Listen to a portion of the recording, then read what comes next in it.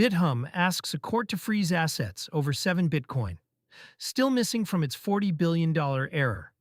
2 months after a data entry error credited 620,000 phantom Bitcoins to 249 customer accounts, Bithumb has gone to court.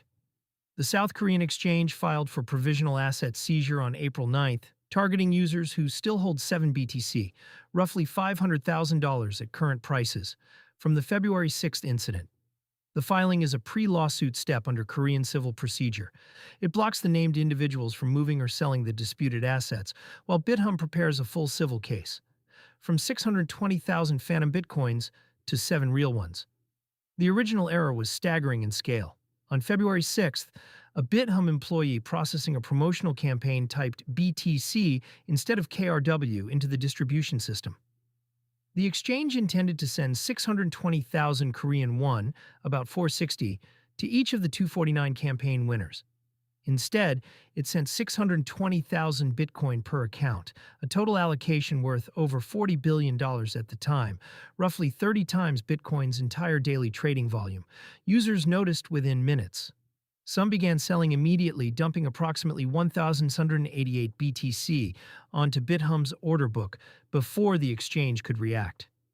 The sell pressure crashed BTC KRW to the low 80 million won range, roughly $54,000, a 16% flash discount from the global price.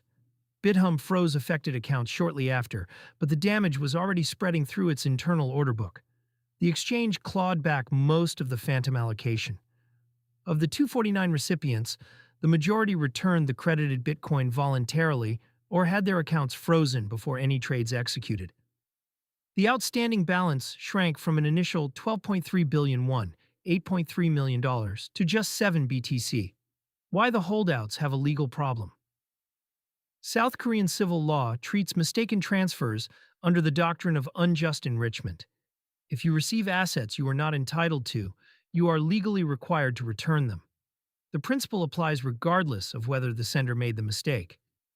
The complication is price.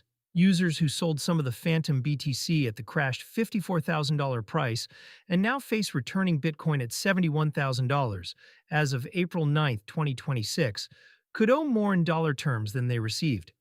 Korean courts have historically sided with the sender in unjust enrichment cases, and crypto has not been an exception. A 2023 Seoul District Court, ruling in a separate exchange error case, ordered full restitution of tokens at current market value, not the value at the time of the mistaken transfer. Bithumb's provisional seizure targets the assets themselves, not just bank accounts. This means any crypto, real estate, or financial instruments tied to the named users could be frozen pending the civil trial. The regulatory fallout is already baked. In the February era triggered South Korea's most aggressive crypto regulatory overhaul in years. The Financial Services Commission, FSC, mandated 5-minute balance reconciliation on all exchanges, replacing the old 24-hour cycle. Exchanges must now run automated kill switches that halt distributions when asset totals diverge from expected values. The Financial Supervisory Service, FSS, opened a formal investigation in February that expanded to cover 2 earlier, smaller distribution errors at Bithumb that had gone unreported. South Korean lawmakers publicly criticized regulators for missing systemic flaws, despite 3 prior audits of the exchange since 2022.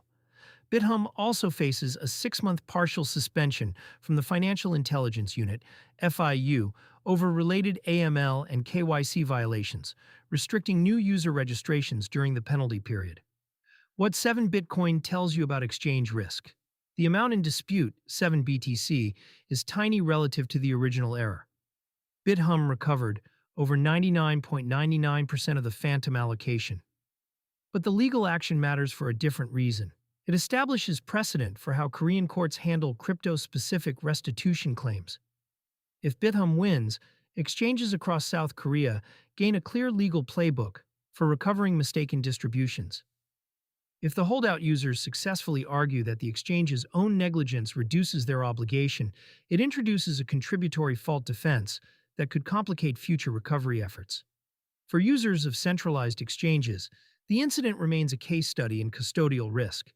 A single input error in a promotional campaign created a $40 billion phantom allocation, crashed BTC's local price by 16%, froze 249 accounts, triggered a national regulatory overhaul, and is now generating civil lawsuits. The users who received the phantom Bitcoin did nothing wrong. Several of them are now defendants. Self-custody cards and non-custodial spending solutions eliminate this category of risk entirely. Your wallet cannot be credited with phantom assets by an exchange employee's typo, and your funds cannot be frozen by a court order directed at a third party's database.